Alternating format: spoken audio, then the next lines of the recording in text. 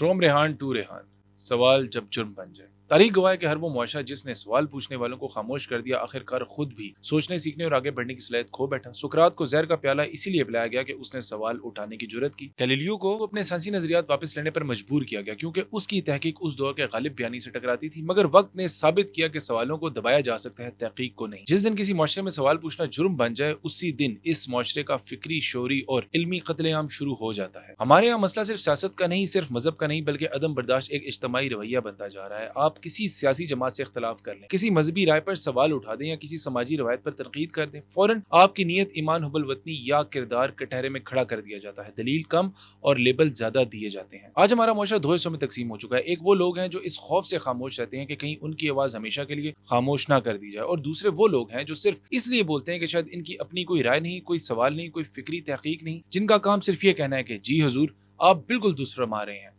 ऐसे माहौल में इख्तलाफ राय नहीं बल्कि खुशामद परवान चढ़ती है, और खुशामद कभी भी इल्म पैदा नहीं करती। मेरी नाकिस राय में सदम बर्दाश्त का सारा बोझ आम आदमी पर डाल देना भी दुरुस्त नहीं। रियासतें सिर्फ कानून नहीं बनाती, वो माशरों के अखलाकी रवैये भी तश्कील देती हैं। जब रियासत खुद इख्तलाफ को बर्दाश्त नहीं करती, जब सवाल को खतरा समझे और तनकीद को दुश्मनी तस्वुर करने लगे, तो रफ्ता रफ्ता यही मिजाज पूरे माशरे में मुंतकिल हो जाता है। फिर 25 करोड़ लोगों के रवैये भी वही बन जाते हैं जो अपने ताकतवर इदारों में देखते हैं। इसी तनाजुर में अगर रेहान तारी की गिरफ्तारी को देखा जाए तो मेरी नजर में इसकी दो मुमकिन वजूहात हो सकती है। अगर वजह लंदन में नौजवान से इमरान खान के बारे में तारीफी कलमात कहलवाना थे, तो फिर सवाल ये उठता है कि क्या एक रियासत वाकई इतनी नाजुक हो सकती है कि चंद जुमले या एक गाना इसके एतमाद को हिला दें? और अगर वजह वो पॉडकास्ट है जिसमें एक हसास मजहबी मौजू पर गुफ्तगू हुई, तो फिर मेरे नजदीक असल मसला भी यही है कि हमने सवाल और इश्तियाल में फर्क करना छोड़ दिया है। किसी सवाल का जवाब दलील से दिया जा सकता है, गिरफ्तारी से नहीं। अगर हर हसास सवाल को जुर्म करार दिया जाएगा तो नई नस्ल के ज़हनों में पैदा होने वाले शुबहात कौन दूर करेगा, इनके तस्वुरात कौन वाज़ेह करेगा? मेरा मौजूद जवाब के हवाले से नहीं है, उस जवाब से मुझे भी उतना ही इख्तलाफ हो सकता है जितना आपको है। मेरा मौजू है सवाल उठाना,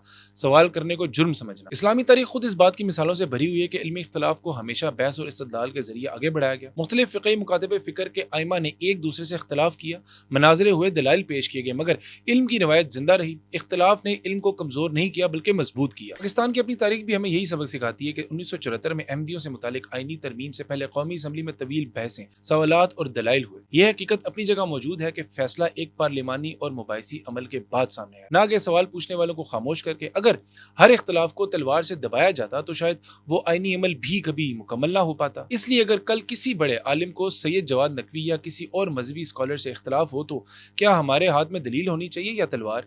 अगर हमें अपने मौकिफ की सच्चाई पर यकीन है तो फिर सवाल से खौफ कैसा? ताकतवर ख्यालात को सेंसरशिप की जरूरत नहीं होती, मजबूत अकीदे सवालों से नहीं डरते, पायदार रियासतें तनकीद से नहीं टूटती, और जिंदा कौमें इख्तलाफ को दुश्मनी नहीं समझती। आखिर में मेरा मानना यह कि किसी भी मुआशरे की असल ताकत इस बात में नहीं है कि वहाँ सब एक ही बात कहें, बल्कि इस बात में है कि वहाँ मुख्तलिफ बातें कहने वालों को भी महफूज रहने का हक हासिल हो।